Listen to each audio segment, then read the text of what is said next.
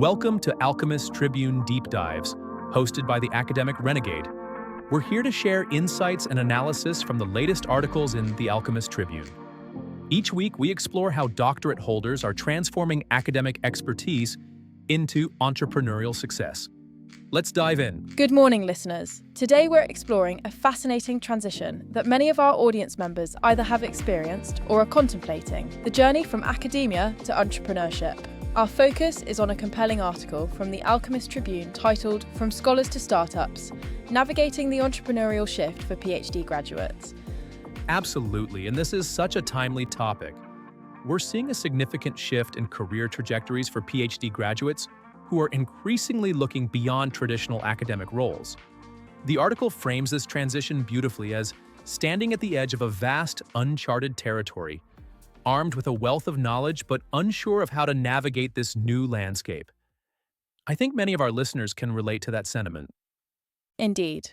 What struck me most about this piece was how it articulates the fundamental cultural shift required when moving from academia to entrepreneurship. In academia, success is often measured by publications, citations, and grant funding, creating a somewhat structured environment with clear metrics. But entrepreneurship demands an entirely different focus. It's about solving real-world problems and creating tangible value. That's a critical distinction. In academia, the end goal is often knowledge creation for its own sake, which is valuable and necessary. But in entrepreneurship, you're creating knowledge or solutions that must translate directly to market value. This requires not just a shift in activities, but in fundamental mindset. As the article quotes, entrepreneurship is about solving problems, not just creating products. And this mindset shift can be particularly challenging for academics who've spent years in a system that rewards deep specialization and theoretical exploration. Suddenly, they need to think broadly about practical applications, market needs, and creating scalable solutions. It's like speaking an entirely different language. Exactly. The article mentions embracing uncertainty as the new normal, which I find particularly insightful. Academia certainly has its uncertainties. Grant funding isn't guaranteed. Publications might be rejected. But entrepreneurship introduces an entirely different level of unpredictability. Markets shift, competitors emerge, funding sources dry up. The ability to adapt quickly becomes essential. What I appreciate about this piece is that while it acknowledges these challenges, it also highlights the transferable skills that PhD graduates bring to entrepreneurship. These aren't just incremental advantages, they can be transformative in the right context. Absolutely. Let's break down some of these transferable skills. First, there's critical thinking and problem solving. PhD graduates have spent years developing the ability to analyze complex situations, identify core issues, and develop methodical approaches to solving them. This analytical mindset is invaluable in the business world, where complex problems abound. Then there's research skills. The capacity to gather information, analyze data, and draw meaningful conclusions is central to making informed business decisions. Market research, competitive analysis, trend forecasting, these are all areas where academic research skills translate beautifully into business contexts. Don't forget organizational skills developed through project management. Successfully completing a dissertation requires incredible discipline, planning, and resource management, all essential entrepreneurial skills. Many PhD graduates have juggled teaching, research, publication deadlines, and administrative duties simultaneously, which prepares them well for the many hats entrepreneurs must wear. That's an excellent point. I'd add that PhD graduates have developed remarkable resilience through the dissertation process.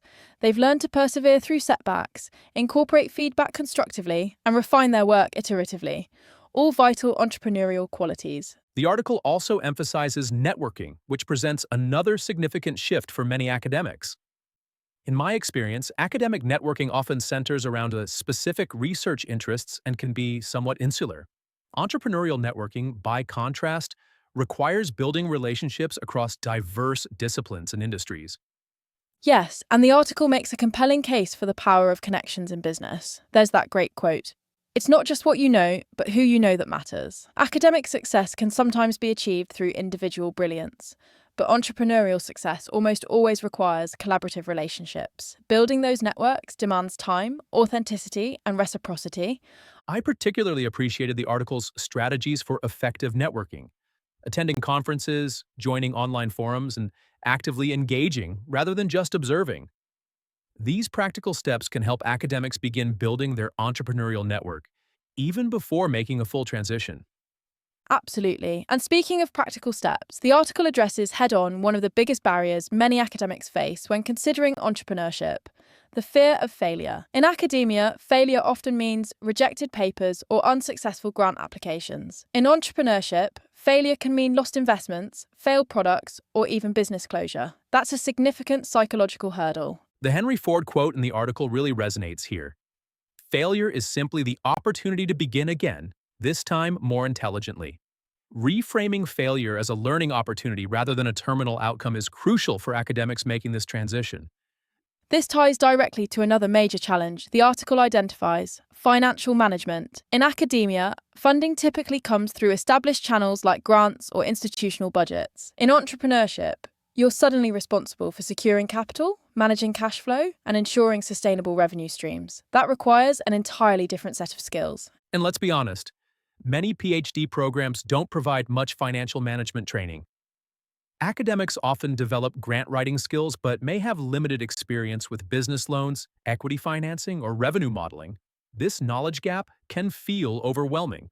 That's why the article's emphasis on crafting a robust business plan is so valuable. A well-structured business plan forces you to think through these financial questions systematically, defining your target market, detailing funding strategies, and creating financial projections. It's like a research proposal, but with commercial viability at its centre. What I found particularly insightful was the section on innovation and using research as a competitive advantage. For academics transitioning to entrepreneurship, their research expertise isn't something to leave behind. It's potentially their greatest asset. Exactly. The article frames this beautifully. Academic research can be transformed into practical business solutions. We've seen numerous examples of this. Companies like Google emerged from academic research, as did countless biotech and pharmaceutical innovations. Academic depth can become a significant market differentiator. I'm reminded of the work being done at university technology transfer offices, which help academics commercialize their research. These institutional bridges between academia and industry can be valuable resources for PhD graduates considering entrepreneurship. Absolutely. And for those who aren't ready to make a complete transition, the article offers valuable guidance on balancing academia and entrepreneurship simultaneously. This is increasingly common: academics who maintain some university affiliation while developing entrepreneurial ventures. That balance requires careful boundary management. As the article notes through Betsy Jacobson's quote, balance is not better time management, but better boundary management. Setting clear demarcations between academic responsibilities and entrepreneurial activities is essential. The time management strategies highlighted in the article apply equally well to academics juggling multiple roles: prioritizing tasks, using organizational tools, setting realistic goals, and learning to delegate. These practices can help prevent burnout while pursuing dual paths. What's particularly encouraging is how the article frames the integration of academic pursuits with business goals. Rather than seeing these as competing interests, it presents them as potentially complementary, where academic expertise informs business innovation and business challenges inspire new research questions.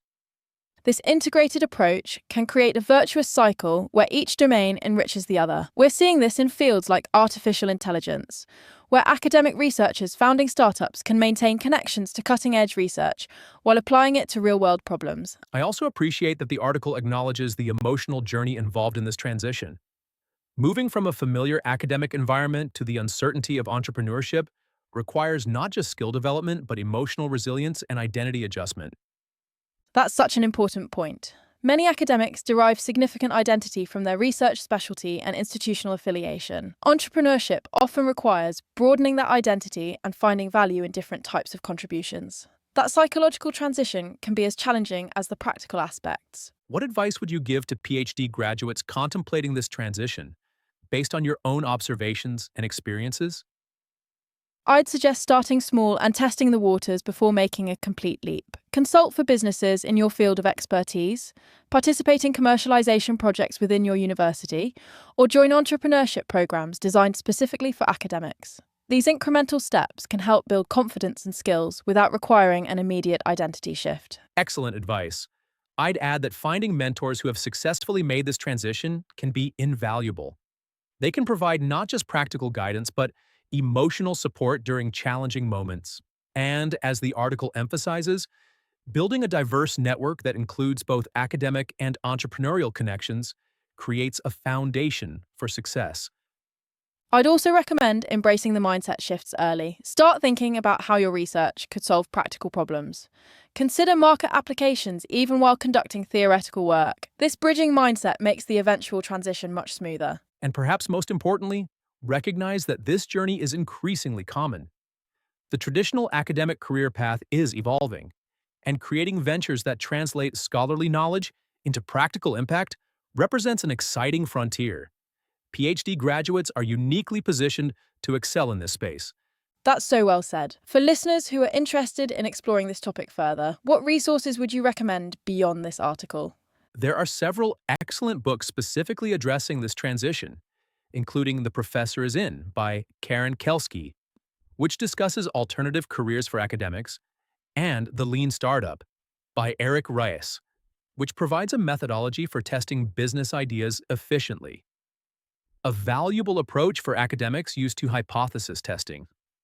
Many universities now offer entrepreneurship centres and programs specifically designed for researchers.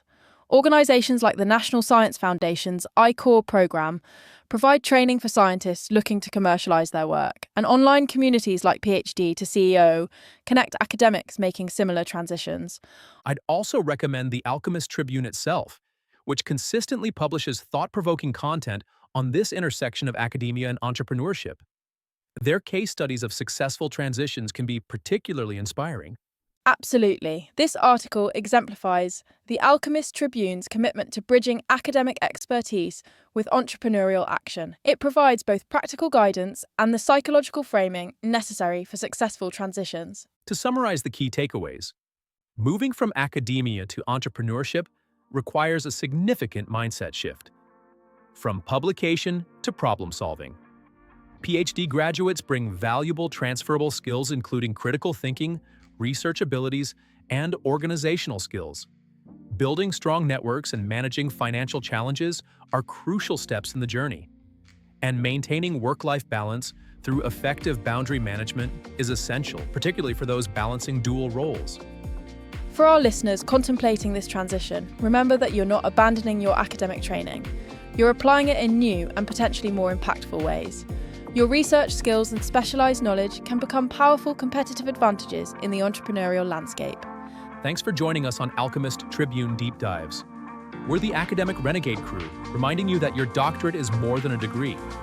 It's your launchpad to entrepreneurial success. For more insights, visit us at the Alchemist Tribune, where we're bridging the gap between academia and enterprise. Until next time, keep innovating.